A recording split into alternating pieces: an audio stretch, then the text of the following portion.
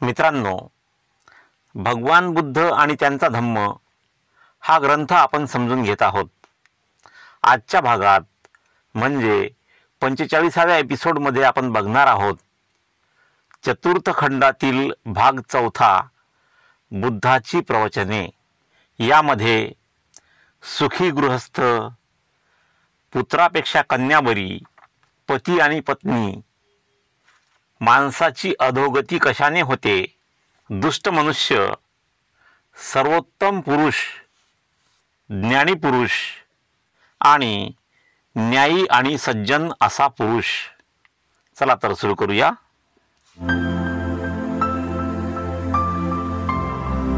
नमो बुद्धाय. जय भीम. मित्रांनो, जोशाबा या यूट्यूब चॅनलवर मी सुमेध शिरसाट आपले स्वागत करतो. सुखी गृहस्थ. एकदा अनाथपिंडक भगवान बुद्धांकडे आला आणि त्यांना अभिवादन करून जवळच्या आसनावर बसला. गृहस्थाचे सुख कशात आहे हे जाणण्याची अनाथपिंडकाला उत्सुकता लागली होती. गृहस्थी जीवन जगणाऱ्या व्यक्तीचे सुख कशात आहे हे जाणून घेण्याची उत्सुकता अनाथपिंडकाला लागली होती. म्हणून अनाथपिंडकाने गृहस्थाच्या सुखाचे रहस्य सांगण्याची भगवंतांना विनंती केली. भगवान बुद्ध म्हणाले, गृहस्थाचे पहिले सुख स्वामित्वात आहे. स्वामित्व म्हणजे मालकीमध्ये आहे. गृहस्थाजवळ धन असते, त्याने ते म्हणजे ते धन न्यायाने, भलेपणाने, उद्योगाने, शरीर सामर्थ्याने आणि निढळाच्या घामाने कमावलेले असते. मी हे धन न्यायाने मिळवलेले आहे या विचाराने गृहस्थाला सुख वाटते. दुसरे सुख उपभोगाचे. गृहस्थाजवळ धन असते, ते धन त्याने न्यायाने, भलेपणाने, उद्योगाने, शरीर सामर्थ्याने आणि निढळाच्या घामाने कमावलेले असते. त्या धनाचा तो उपयोग घेतो आणि पुण्यकृत्य करतो, पुण्याचे कर्म करतो. न्यायाने मिळविलेल्या माझ्या धनाच्या जोरावर मी पुण्याचे कर्म करीत आहे या विचाराने त्याला सुख लाभते. तिसरे सुख म्हणजे अणऋण. गृहस्थ कोणाचेही लहान मोठे ऋण लागत नाही, म्हणजे कर्ज देणे लागत नाही. यामुळे तो सुखी असतो. मी कोणाचेच काही ऋण लागत नाही, म्हणजे कोणाचेच मी काही कर्ज घेतलेले नाही, कोणाचे मी देणे लागत नाही. ह्या व अशा विचाराने तो सुखी होतो. चौथे सुख निर्दोषतेचे, निर्दोषपणाचे. काया, वाचा आणि मनाने निर्दोष कृत्य करीत राहिल्याने, म्हणजे ज्या कृत्यामध्ये, ज्या कर्मामध्ये काहीही दोष नाही असे निर्दोष कर्म करीत राहिल्याने गृहस्थ सुखी होतो. अनाथपिंडक जर गृहस्थ प्रयत्न करील तर खरोखर त्याला ह्या चारही प्रकारचे सुख लाभेल. या चारही प्रकारचे सुख त्याला मिळेल. पुढे बघूया. पुत्रापेक्षा कन्या बरी, म्हणजेच मुलापेक्षा मुलगी बरी. एकदा भगवान श्रावस्ती येथे राहत असता कोसल राजा पसेंदी त्यांना भेटण्यासाठी आला. राजा भगवंताशी संभाषण करीत असता राजवाड्यातून एक दूत आला. तो राजा भगवान बुद्धांशी बोलत असताना राजवाड्यातून एक दूत आला आणि राजापाशी जाऊन त्याची राणी मल्लिका प्रसूत होऊन तिला कन्या झाल्याचे त्याने वृत्त सांगितले, म्हणजे बातमी सांगितली. ते वृत्त ऐकून, ती बातमी ऐकून राजा खिन्न झालेला दिसला, दुःखी झालेला दिसला. भगवान बुद्धांनी राजाला त्याच्या खिन्नतेचे, त्याच्या दुःखाचे कारण विचारले. राजाने सांगितले की राणी मल्लिका प्रसूत होऊन कन्या झाल्याचे वाईट वृत्त नुकतेच कळले आहे. म्हणजे मुलगी झाल्याचे वाईट वृत्त, वाईट बातमी नुकतीच कळली आहे.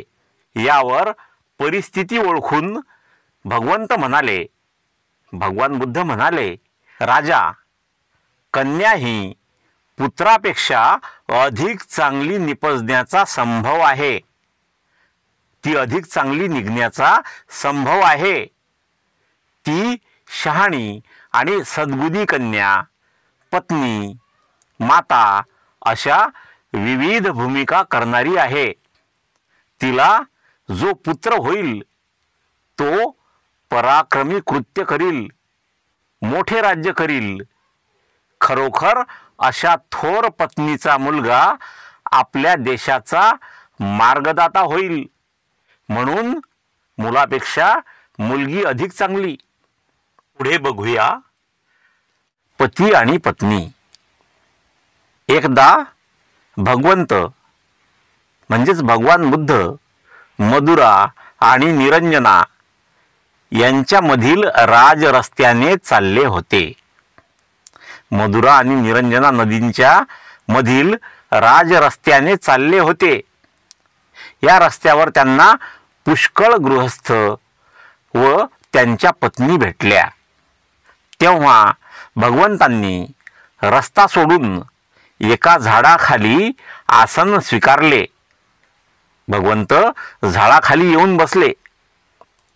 गृहस्थ आणि त्यांच्या पत्नींनी त्यांना अशा रीतीने स्थानापन्न झाल्याचे पाहिले. ते सर्व भगवंताजवळ आले, भगवान बुद्धांजवळ आले. त्यांनी भगवंतांना अभिवादन केले आणि जवळच बसून त्यांना विचारले, पती पत्नीतील सुयोग्य संबंध कोणता? यावर भगवंतांनी त्यांना उत्तर दिले, हे गृहस्थ हो, पती पत्नींना 4 प्रकारे एकत्र राहता येते. दुष्ट पुरुष दुष्ट स्त्री बरोबर राहत असेल, म्हणजे वाईट विचाराचा, वाईट कृत्य करणारा पुरुष हा वाईट विचाराच्या किंवा वाईट कृत्य करणाऱ्या स्त्री बरोबर राहत असेल. दुष्ट पुरुष देवतेबरोबर राहत असेल, म्हणजे वाईट विचाराचा पुरुष चांगल्या विचाराच्या स्त्री बरोबर राहत असेल. सत्पुरुष दुष्ट स्त्री बरोबर राहत असेल, चांगला पुरुष, सत्याने वागणारा पुरुष, चांगल्या विचाराचा पुरुष दुष्ट स्त्री बरोबर राहत असेल, आणि कदाचित सत्पुरुष एखाद्या देवतातुल्य स्त्री बरोबर राहत असेल. चांगल्या विचाराचा पुरुष एखाद्या देवतातुल्य स्त्री बरोबर राहत असेल. गृहस्थ हो, दुष्ट पुरुषाचे जीवन म्हणजे हत्या, चोरी, अपवित्रता, असत्य भाषण, मद्यपान, दुष्ट आणि पापी वर्तणूक, मोहाविष्ट मन. मोहाविष्ट मन म्हणजे मोह अधिक आविष्ट. मोहाविष्ट, मोह म्हणजे लोभ किंवा आकर्षण, आणि आविष्ट म्हणजे ताब्यात घेतलेला, म्हणजेच कंट्रोलमध्ये केलेला. म्हणजेच मोहाविष्ट म्हणजे मोहाने, लोभाने किंवा आकर्षणाने ताब्यात घेतलेला, कंट्रोलमध्ये घेतलेला. असे मोहाविष्ट मन आणि सत्पुरुषांची निंदा, चांगल्या पुरुषांची निंदा याने भरलेले असते. आणि त्याच्या दुष्ट स्त्रीचे जीवनही तद्वतच असते, म्हणजे त्याप्रमाणेच असते. अशा प्रकारे सद्गृहस्थ हो, दुष्ट पुरुष दुष्ट स्त्री बरोबर जीवन व्यतीत करीत असतो. गृहस्थ हो, दुष्ट पती आणि देवतातुल्य पत्नी यांच्या जीवनात पती वर सांगितल्याप्रमाणे वर्तन करीत असतो, परंतु पत्नी हत्या, चोरी, व्याभिचार, असत्य भाषण, मद्यपान यांपासून परावृत्त असते. म्हणजे यांपासून ती दूर असते. तिची वर्तणूक सद्गुणी आणि हितकर असते, हित करणारी असते. अंतःकरण मोहाधीन नसते. अंतःकरण म्हणजे मन हे मोहाधीन नसते. मोहाधीन म्हणजे मोहाच्या अधीन, म्हणजेच मोहाच्या ताब्यात असलेला, म्हणजेच मोहाने कंट्रोल केलेला किंवा केलेले असे मोहाधीन नसते.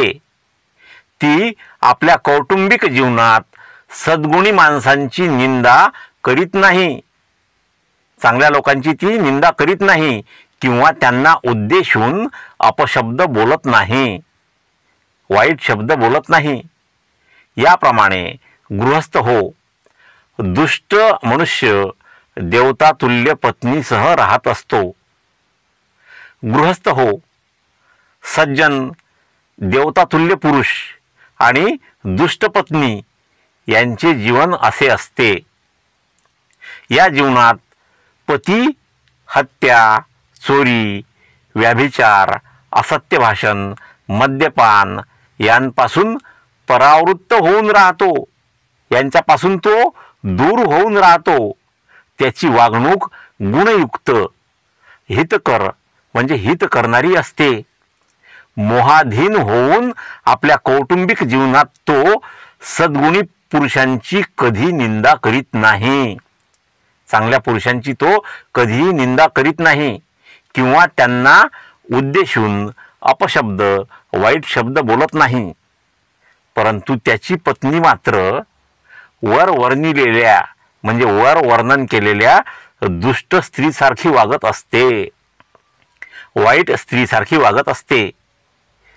गृहस्थ हो, चौथ्या प्रकारची पती पत्नी जीवनात जणू काय देव देवतेबरोबर राहत आहे अशी वागतात. कारण ते दोघेही पती पत्नी हत्या, चौर्यकर्म म्हणजे चोरी, असत्य भाषण, व्याभिचार, मद्यपान यांचा आपल्या वर्तनाला स्पर्श होऊ देत नाहीत. ते कधीही हत्या, चोरी, असत्य भाषण, व्याभिचार आणि मद्यपान करीत नाहीत. आणि मोहाधीन होऊन सत्पुरुषांच्या निंदेने, चांगल्या पुरुषांच्या निंदेने आपली जीभ विटाळीत नाहीत, आपली जीभ अपवित्र करीत नाहीत. गृहस्थ हो, पती पत्नीच्या एकत्र जीवनाचे असे 4 प्रकार आहेत. पुढे बघूया शीलपालनाच्या आवश्यकतेवरील प्रवचने. माणसाची अधोगती कशाने होते? अधोगती म्हणजे आधीच्या अवस्थेपेक्षा खालच्या अवस्थेत किंवा खालच्या स्थितीत जाणे म्हणजे अधोगती. म्हणजेच माणूस आधीच्या अवस्थेपेक्षा खालच्या अवस्थेत किंवा आधीच्या स्थितीपेक्षा खालच्या स्थितीत कशाने जातो? एके समयी भगवान म्हणजे भगवान बुद्ध श्रावस्ती येथील जेतवनातील अनाथपिंडकाच्या विहारात राहत होते. त्यावेळी मध्यरात्र उलटल्यानंतर आपल्या तेजाने जेतवन दीप्तिमान करीत म्हणजे प्रकाशित करीत एक देव भगवंतांच्या जवळ आला आणि त्यांच्या सान्निध्य जाऊन म्हणजे जवळ जाऊन आदराने त्यांना अभिवादन करून बाजूला उभा राहिला आणि भगवंतांना उद्देशून पुढील श्लोक म्हणाला. गौतमा, मी तुला अधःपतन पावणाऱ्या माणसाविषयी काही प्रश्न करणार आहे. मी तुला अधःपतन पावणाऱ्या माणसाविषयी काही प्रश्न करणार आहे. अधःपतन म्हणजे खाली पडणे, पतन होणे किंवा अधोगती होणे. म्हणजे खाली पडलेल्या, पतन झालेल्या किंवा ज्या माणसाची अधोगती झाली अशा माणसाविषयी काही प्रश्न करणार आहे. कृपा करून अधःपतनाची कारणे काय असतात, म्हणजेच अधोगतीची कारणे काय असतात ते मला सांग. भगवंतांनी ती सांगण्याचे मान्य केले आणि ते म्हणाले, म्हणजे भगवंत म्हणाले, कोणाची उन्नती होत आहे आणि कोण अधोगतीला जात आहे हे सहज समजण्यासारखे आहे. कोणाची प्रगती होत आहे आणि कोणाची अधोगती होत आहे हे सहज समजण्यासारखे आहे. धर्मप्रेमी हा उन्नत पथावर, म्हणजे उन्नतीच्या पथावर, उन्नतीच्या मार्गावर, तर धर्मद्वेष्टा म्हणजे धर्माचा द्वेष करणारा हा अधोगतीच्या पथावरील वाटसरू आहे. म्हणजे जो धर्मप्रेमी आहे, जो धर्मावर प्रेम करणारा आहे, जो धर्माने वागणारा आहे, म्हणजेच सन्मार्गाने आचरण करणारा आहे, तो उन्नत पथावर म्हणजे प्रगतीच्या पथावर, प्रगतीच्या मार्गावर, तर धर्मद्वेष्टा म्हणजे धर्माचा द्वेष करणारा, धर्माच्या मार्गाने न चालणारा, सन्मार्गाने आचरण न करणारा हा अधोगतीच्या पथावरील म्हणजे मार्गावरील वाटसरू आहे. तो त्या मार्गाने चालत आहे. अधोगतीच्या वाटसरूला दुर्गुणी माणसे म्हणजे वाईट गुणाची माणसे प्रिय वाटतात आणि सद्गुणी माणसे, चांगली माणसे अप्रिय वाटतात. त्याची दुर्गुणी माणसांवर श्रद्धा असते. हे त्याच्या अधोगतीचे दुसरे कारण होय. झोपाळूपणा, गप्पा मारण्याची आवड, निरुद्योगीपणा, उद्योग न करण्याचा गुण, आळस, क्रोधाविष्टता. क्रोधाविष्टता म्हणजे काय? क्रोधाविष्ट म्हणजे क्रोधाने, रागाने आपल्या ताब्यात घेतलेला, म्हणजेच ज्याला क्रोधाने आणि रागाने ताब्यात घेतलेला आहे असा. हे सर्व अधोगतीचे तिसरे कारण होय. आईबाप वृद्ध झाले असता, म्हातारे झाले असताना जवळ संपत्ती असूनही त्यांचे पालन पोषण न करणे हे अधःपाताचे म्हणजेच अधोगतीचे चौथे कारण होय. ब्राह्मण, श्रमण किंवा अन्य साधूंना असत्य भाषणांनी म्हणजे खोटे बोलून ठकविणे म्हणजेच फसविणे, धोका देणे, लुबाडणे हे अधोगतीचे पाचवे कारण होय. जवळ विपुल द्रव्य म्हणजे भरपूर संपत्ती, सुवर्ण, सोने, अन्नधान्य असूनही त्या सर्वांचा एकट्यानेच उपभोग घेणे हे अधःपाताचे म्हणजेच अधोगतीचे सहावे कारण होय. आपले कुळ, संपत्ती, जात यांचा अभिमान बाळगून आपल्या आप्तेष्टांचा म्हणजेच जवळच्या नातेवाईकांचा तिरस्कार करणे हे अधःपाताचे म्हणजे अधोगतीचे सातवे कारण होय. आपल्या आप्तेष्टांचा, जवळच्या नातेवाईकांचा तिरस्कार करणे म्हणजे द्वेष करणे, अनादर करणे, त्यांचा अपमान करणे किंवा धिक्कार करणे हे अधःपाताचे अधोगतीचे सातवे कारण होय. व्याभिचार, मद्यपान, जुगार यांमध्ये द्रव्याचा अपव्यय करणे हे अधःपाताचे आठवे कारण होय. व्याभिचार म्हणजे विवाहबाह्य लैंगिक संबंध, दुराचार, वाईट आचरण, मद्यपान, दारू पिणे, जुगार यांमध्ये द्रव्याचा अपव्यय करणे म्हणजे संपत्ती वाया घालवणे हे अधःपाताचे म्हणजेच अधोगतीचे 8वे कारण होय. स्वस्त्रीमध्ये समाधान न पावता, स्वस्त्री म्हणजे स्वतःची पत्नी, स्वतःच्या पत्नीमध्ये समाधान न पावता वेश्या, गणिका आणि परस्त्रिया यांचा समागम करणे. वेश्या आणि गणिका म्हणजे आर्थिक लाभासाठी शरीर विकणारी स्त्री. अशा वेश्या, गणिका आणि परस्त्रिया, दुसऱ्यांच्या स्त्रिया यांचा समागम करणे म्हणजे त्यांच्यासोबत प्रणय, संभोग करणे हे अधःपाताचे म्हणजेच अधोगतीचे 9वे कारण होय.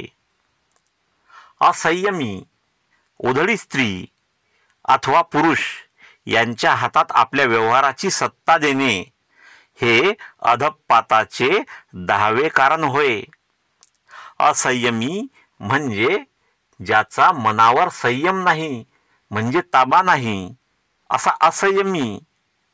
उधळी स्त्री, उधळी म्हणजे उधळपट्टी करणारी स्त्री अथवा पुरुष म्हणजे उधळपट्टी करणारा पुरुष यांच्या हाती आपल्या व्यवहाराची सत्ता देणे हे अधःपाताचे म्हणजेच अधोगतीचे 10वे कारण होय. जवळची साधने अल्प असूनही, संपत्ती अल्प असूनही क्षत्रिय कुळात जन्म झाला या जोरावर अफाट महत्वाकांक्षा म्हणजे खूप मोठ्या महत्वाकांक्षा आणि सार्वभौमतेची इच्छा बाळगणे हे अधःपाताचे म्हणजेच अधोगतीचे 11वे कारण होय. जवळ अल्पसंपत्ती आहे, कमी संपत्ती आहे असे असूनही फक्त क्षत्रिय कुळात जन्म झाला या जोरावर फार मोठ्या महत्वाकांक्षा, महत्वाकांक्षा म्हणजे ॲम्बिशन म्हणजेच जीवनात काहीतरी महान हेतू साध्य करण्याची मनातील तीव्र इच्छा, अशा महत्वाकांक्षा आणि सार्वभौमतेची इच्छा. सार्वभौम म्हणजे कोणाच्याही दबावात न येता स्वतः निर्णय घेणारा, असा सार्वभौम बनण्याची इच्छा बाळगणे हे अधःपाताचे म्हणजेच अधोगतीचे 11वे कारण होय. हे कुलोत्तम देवा, ही सर्व अधःपाताची म्हणजेच अधोगतीची कारणे आहेत. या सर्वांवर विजय मिळवलास तरच तू वाचशील. पुढे बघूया. दुष्ट मनुष्य. एका चारिकेत आपल्या नेहमीच्या रिवाजाप्रमाणे भगवंतांनी आपल्या सहचारी भिक्खूंना खालीलप्रमाणे प्रवचन दिले. एका चारिकेत, चारिका म्हणजे धर्मोपदेश करणे, अशा एका चारिकेत आपल्या नेहमीच्या रिवाजाप्रमाणे म्हणजे नेहमीच्या रीतीप्रमाणे भगवान बुद्धांनी आपल्या सहचारी भिक्खूंना, आपल्या सोबती भिक्खूंना खालीलप्रमाणे प्रवचन दिले. भिक्खूंनो, दुष्ट मनुष्य कसा ओळखावयाचा हे तुम्हास माहीत आहे काय? म्हणजे वाईट मनुष्य कसा ओळखायचा हे तुम्हास माहीत आहे काय? भिक्खूंनी नाही म्हणताच भगवंत बोलले. तर मग मीच तुम्हाला दुष्ट माणसाची लक्षणे सांगतो, दुष्ट माणसाचे, वाईट माणसाचे गुण सांगतो. दुष्ट मनुष्य न विचारताच दुसऱ्याचे दोष दाखवितो. त्याला कुणी विचारले नाही तरी तो दुसऱ्याचे दोष दाखवितो आणि त्याला दुसऱ्याबद्दल विचारले तर मग बघायलाच नको.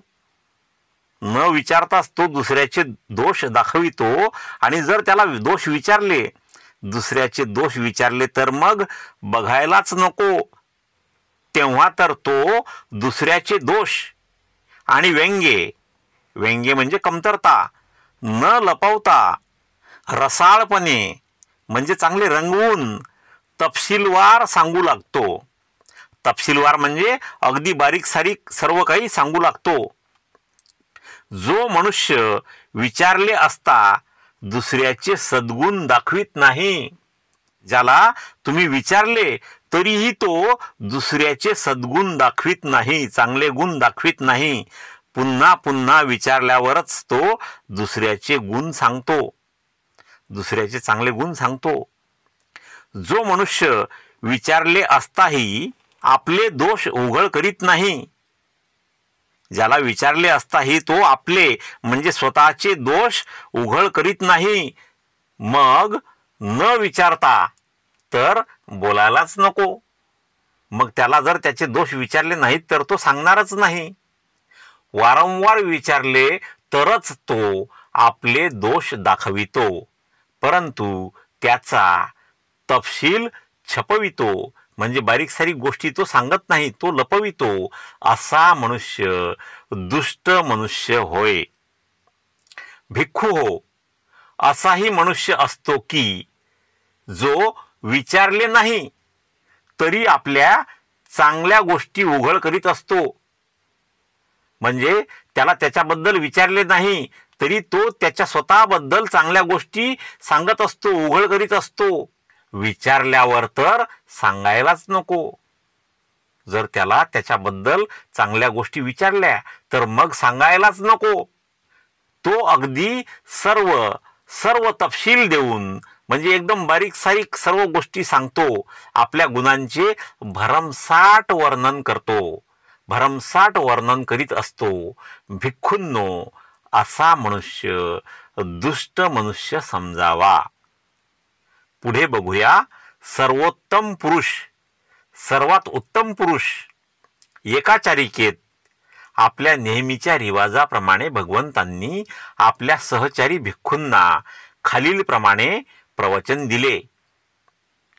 भिक्खूंना उद्देशून भगवान बुद्ध म्हणाले, जगात 4 प्रकारची माणसे आढळतात. पहिल्या प्रकारचा मनुष्य म्हणजे जो स्वतःच्या अथवा इतरांच्या कल्याणासाठी झटत नाही. स्वतःच्या आणि इतरांच्या सुद्धा कल्याणासाठी तो झटत नाही, भल्यासाठी तो झटत नाही, म्हणजे कष्ट करीत नाही. दुसऱ्या प्रकारचा मनुष्य स्वतःचे हित सोडून दुसऱ्याच्या हितासाठी झटतो.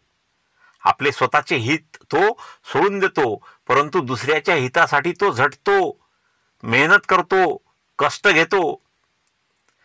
तिसऱ्या प्रकारचा मनुष्य स्वतःच्या हितासाठी झटतो, पण दुसऱ्याच्यासाठी नाही. तो फक्त स्वतःच्या कल्याणासाठी, स्वतःच्या हितासाठी झटतो, कष्ट करतो, दुसऱ्याच्यासाठी नाही. चौथ्या प्रकारचा मनुष्य स्वतःच्या त्याप्रमाणेच दुसऱ्यांच्या हितासाठी झटत असतो. स्वतःच्या आणि दुसऱ्यांच्या सुद्धा हितासाठी, कल्याणासाठी झटत असतो, कष्ट करीत असतो, मेहनत घेत असतो. जो स्वतःच्या अथवा दुसऱ्याच्या हितासाठी झटत नाही तो मनुष्य दोन्ही बाजूला पेटलेल्या आणि मध्ये शेणाने माखलेल्या चितेवरील मशालीसारखा आहे. ती मशाल गावात वा वनात इंधन म्हणून उपयोगी येत नाही. त्याप्रमाणेच तो मनुष्य जगाला आणि स्वतःलाही निरुपयोगी आहे. जो मनुष्य स्वतःच्या अथवा दुसऱ्याच्या हितासाठी झटत नाही असा मनुष्य निरुपयोगी आहे. जो स्वतःच्या कल्याणाचा त्याग करून दुसऱ्याच्या कल्याणासाठी झटतो तो तिसऱ्या प्रकारच्या माणसाहून अधिक चांगला पुरुष होय. आणि जो स्वतःच्या आणि इतरांच्या कल्याणासाठी झटतो तो सर्वात उत्तम पुरुष समजावा. जो स्वतःचे हित, स्वतःचे कल्याण आणि इतरांचे कल्याण यांच्यासाठी सुद्धा झटतो, कष्ट करतो, तो सर्वात उत्तम पुरुष समजावा. पुढे बघूया. ज्ञानी पुरुष. एके समयी भगवान उकठ्ठ आणि सेतब्ब या 2 नगरांच्या मधील राजरस्त्यापर्यंत पोहोचले असता त्यांना द्रोण नावाचा एक ब्राह्मण त्यांच्यासारखाच प्रवास करीत असताना भेटला. अकस्मात म्हणजे अचानक भगवंतांनी रस्ता सोडला. भगवान बुद्धांनी रस्ता सोडला आणि एका वृक्षातळी म्हणजे वृक्षाखाली पद्मासन ठोकून ते बसले. भगवंताच्या पावलामागून जात असणाऱ्या त्या ब्राह्मण द्रोणाला त्या तेजस्वी, सुंदर, संयमी, शांत आणि संयत मनाच्या आणि सामर्थ्यशाली मनाच्या भगवंताचे दर्शन झाले. त्या द्रोण नावाच्या ब्राह्मणाला तेजस्वी, सुंदर, संयमी म्हणजे ज्याचा मनावर ताबा आहे असा संयमी, शांत आणि संयत म्हणजे जो नियमाने वागणारा आहे, नियम न मोडणारा आहे अशा मनाच्या आणि सामर्थ्यशाली मनाच्या भगवंताचे दर्शन झाले. भगवंताजवळ जाऊन तो म्हणाला, आदरणीय महाशय, आपण देव तर नाहीत ना? त्या ब्राह्मणाने विचारले, आदरणीय महाशय, आपण देव तर नाहीत? देव म्हणजे निर्माता, या विश्वाचं निर्माण करणारा निर्माता, ते तर नाहीत? भगवान बुद्धांनी म्हटले, नाही ब्राह्मणा, मी खरोखर देव नाही. परत ब्राह्मणाने विचारले, आपण गंधर्व तर नव्हेत? गंधर्व म्हणजे देवांचे संगीतकार, स्वर्गात राहणारे देवांचे संगीतकार, ते तर नाहीत? भगवान बुद्ध म्हणाले, नाही नाही ब्राह्मणा, मी गंधर्व नाही. पुन्हा ब्राह्मणाने विचारले, मग आपण यक्ष तर नव्हेत? यक्ष तर नाहीत? यक्ष म्हणजे पृथ्वीवरील खजिन्यांचे रक्षण करणारे देव, ते तर नाहीत? भगवान बुद्ध म्हणाले, नाही नाही ब्राह्मणा, मी यक्ष नव्हे. ब्राह्मण बोलला, तर मग आपण मनुष्य नाही काय? बुद्ध म्हणाले, नाही ब्राह्मणा, मी मनुष्यही नाही. भगवंतांची अशी उत्तरे ऐकल्यावर तो ब्राह्मण द्रोण म्हणाला, तुम्ही देव आहात का? गंधर्व आहात का? यक्ष आहात किंवा मनुष्य आहात? असे विचारले असता आपण नाही म्हणता, तर मग आदरणीय महाशय, आपण आहात तरी कोण? भगवान बुद्ध म्हणाले, ब्राह्मणा, जोपर्यंत मी माझ्या अंगच्या आसवाचा निराश केला नव्हता, माझ्या आसवाचा म्हणजे माझ्या अश्रूंचा निराश केला नव्हता, म्हणजे जोपर्यंत मी अश्रू नष्ट केले नव्हते, तोपर्यंत मी खरोखर देव, गंधर्व, यक्ष आणि मनुष्य होतो. पण आता मी आसवापासून मुक्त झालो आहे, माझ्या अश्रूंपासून म्हणजेच दुःखापासून मुक्त झालो आहे आणि मुळाचे विच्छेदन करून बैठकच नाहीशी केलेल्या तालवृक्षासारखा झालो आहे. मुळाचे विच्छेदन करून म्हणजे विच्छेदन करणे म्हणजे शस्त्रक्रिया करून काढून टाकणे. आपण शवविच्छेदन हा शब्द ऐकला असेल. विच्छेदन म्हणजे शस्त्रक्रिया करून काढून टाकणे. असे मी मुळाचे विच्छेदन करून बैठकच नाहीशी केलेल्या तालवृक्षासारखा झालो आहे. तालवृक्ष म्हणजे एक मोठे फांद्याविहीन म्हणजेच फांद्या नसलेले झाड, अशा झाडासारखा मी झालेलो आहे. त्या वृक्षाला जसे अंकुर फुटणार नाहीत, त्याप्रमाणे माझेही आहे. ज्याप्रमाणे जलात म्हणजे पाण्यात जन्म घेणारी कमललता पाण्यातून वर येते आणि तरी सुद्धा पाण्याचा कलंक तिला चिकटत नाही, त्याप्रमाणे हे ब्राह्मणा, मी या जगात जन्मास आलो. जगात वाढलो आणि जगावर विजय मिळवून जगाच्या कलंकाला अस्पृष्ट असा राहिलो. अस्पृष्ट म्हणजे ज्याला स्पर्श केला नाही असा मी राहिलो. म्हणून हे ब्राह्मणा, तू मला एक तथागत म्हणजेच ज्ञानी पुरुष असे समज. पुढे बघूया न्यायी आणि सज्जन पुरुष. न्यायी म्हणजे न्याय करणारा किंवा न्यायाने वागणारा, आणि सज्जन म्हणजे सत्पुरुष, उत्तम आचरण असणारा पुरुष. भिक्खूंना उद्देशून भगवान बुद्ध म्हणाले, माणसे 4 प्रकारची असतात. जर तुम्हाला सज्जन आणि न्यायी पुरुष ओळखावयाचा असेल तर या 4 प्रकारचे भेद तुम्ही जाणले पाहिजेत. हे फरक तुम्ही जाणले पाहिजेत. भिक्खूंनो, एका प्रकारची माणसे स्वकल्याणासाठी झटतात, स्वतःच्या कल्याणासाठी, स्वतःच्या हितासाठी झटतात, परंतु परकल्याणाचा विचारही करत नाहीत. दुसऱ्याच्या कल्याणाचा, दुसऱ्याच्या हिताचा विचारही करीत नाहीत. अशा प्रकारची माणसे स्वतःमधील विषय वासनेचे निर्मूलन करतात. त्यांच्यातील काम वासनेचे ते निर्मूलन करतात म्हणजे मुळापासून नष्ट करतात.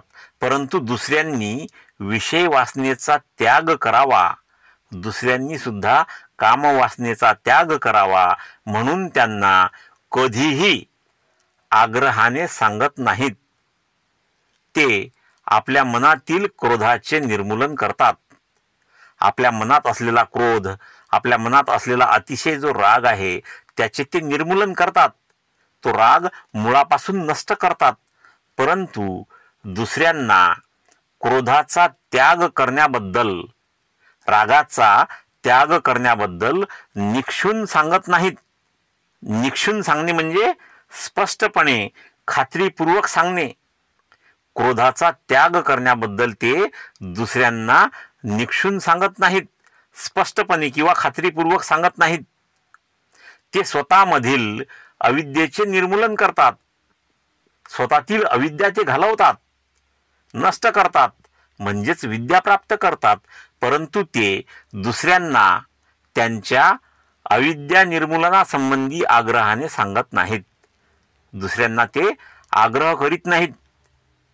असा पुरुष स्वतःच्या कल्याणाचा मार्ग चोखाळीत असतो, म्हणजे स्वतःच्या कल्याणाचा नवा मार्ग तो शोधत असतो. परंतु तो दुसऱ्याच्या कल्याणासाठी झटत नाही. दुसऱ्याच्या कल्याणासाठी, दुसऱ्याच्या हितासाठी तो कष्ट करत नाही. दुसऱ्या प्रकारची माणसे ही परहितासाठी झटतात, दुसऱ्यांच्या हितासाठी झटतात, स्वहितासाठी झटत नाहीत.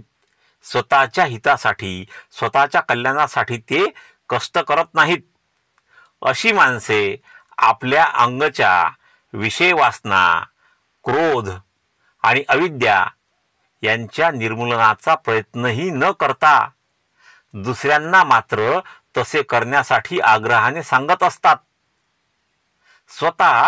ते स्वतःमधील विषय वासना, स्वतःतील क्रोध आणि स्वतःमधील अविद्या यांच्या निर्मूलनाचा म्हणजे ते नष्ट करण्याचा ते स्वतः प्रयत्न करीत नाहीत, परंतु दुसऱ्यांना मात्र तसे करण्यासाठी आग्रहाने सांगत असतात.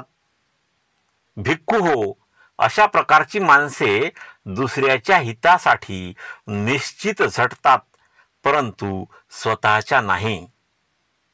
भिक्खू हो, तिसऱ्या प्रकारची माणसे स्वहितासाठी अथवा परहितासाठी झटत नसतात.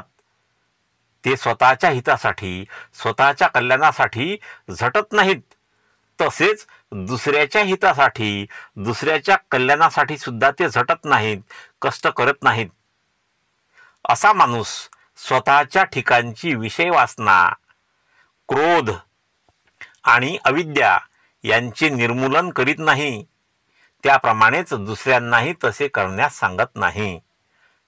असा माणूस स्वतःच्या अंगची विषय वासना, क्रोध आणि स्वतःची अविद्या नष्ट करीत नाही आणि दुसऱ्यांनाही तसे करण्यास सांगत नाही. हा मनुष्य स्वतःचे अथवा दुसऱ्याचेही हित साधण्यासाठी प्रयत्न करीत नाही. भिक्खूंनो, चौथ्या वर्गाची माणसे स्वकल्याण आणि परकल्याणासाठी झटत असतात.